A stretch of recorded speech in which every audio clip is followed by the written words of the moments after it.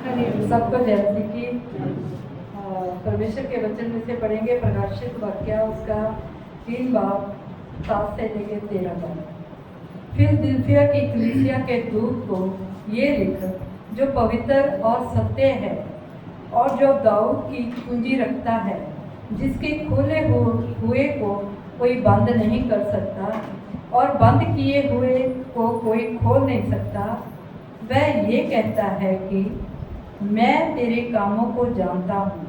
देख, मैंने तेरे सामने एक द्वार खोल रखा है जिसे कोई बंद नहीं कर सकता। तेरी सामर्थ थोड़ी सी तो है, फिर भी तूने मेरे वचन का पालन किया है और मेरे नाम का इनकार नहीं किया। देख, मैं शैतान के उन सभा वालों को तेरे वश में कर दूंगा, जो यहूदी बन बैठे हैं पर है नहीं, वरन झूठ बोलते हैं। देख, मैं ऐसा करूंगा कि वह आकर तेरे पैरों पर गिरेंगे और ये जान लेंगे कि मैंने तुझसे प्रेम रखा है। तूने मेरे धीरज के वचन को थामा है, इसलिए मैं भी तुझे परीक्षा के उस समय बचा रखूंगा जो पृथ्वी पर रहने वालों के परखने के लिए सारे संसार पर आने वाला है। मैं शीघ्र ही आने वाला हूँ। जो कुछ तेरे पास है उसे थामे रह, कि कोई तेरा मुकुट छीन ना ले।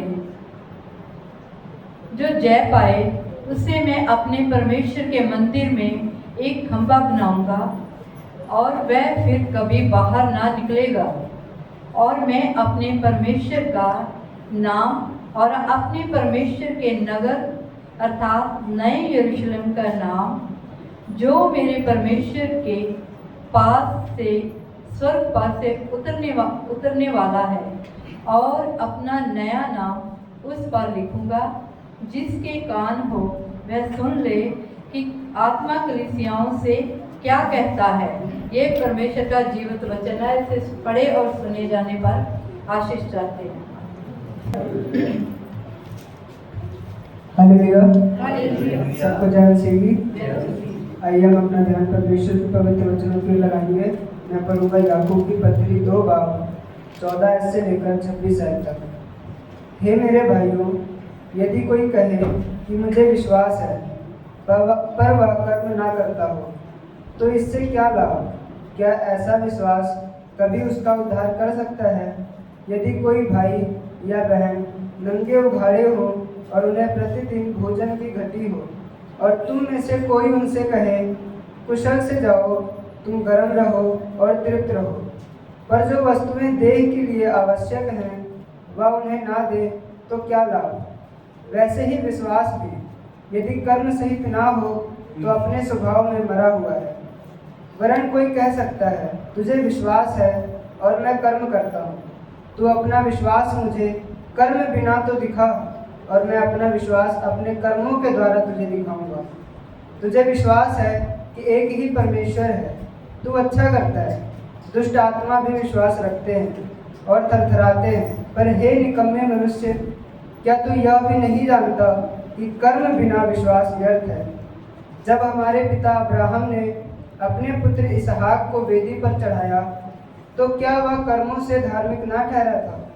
अतः तूने देख लिया कि विश्वास ने उसके कर्मों के साथ मिलकर प्रभाव डाला है, और कर्मों से विश्वास सिद्ध हुआ, और पवित्र शास्त्र का यह वचन पूरा हुआ, अब्राहम ने परमेश्वर का विश्वास किया और यह उसके लिए धर्म गिना गया, और वह परमेश्वर का मित्र कहलाया। इस प्रकार तुमने देख लिया कि मनुष्य केवल विश्वास से ही नहीं वरन कर्मों से भी धर्मी ठहरता है। वैसे ही राहाब वैश्या भी, जब उसने दूतों को अपने घर में उतारा और दूसरे मार्ग से विदा किया, तो क्या कर्मों से धार्मिक ना ठहरी? अतः जैसे देह आत्मा बिना मरी हुई है, वैसा ही विश्वास भी कर्म बिना मरा हुआ है। यह परमेश्वर का पवित्र वचन पढ़े और सुन जाने पर परमेश्वर की आशीष हो। आमीन। आइए अपना ध्यान परमेश्वर के पवित्र कलाम की तरफ लगाएं। मैं पढ़ने जाती मत्ती के अंजील 10 बाब 32 से 33 आए। जो कोई मनुष्यों के समान मुझे मान लेगा, उसे मैं भी अपने स्वर्गीय पिता के समान मान लूँगा। पर जो कोई मनुष्यों के समान मेरा इनकार करेगा, उससे मैं भी अपने स्वर्गीय पिता के सामने इनकार करूँगा। ये परमेश्वर का पवित्र कलाम है। पढ़े और सुने प्रभु यीशु के नाम में।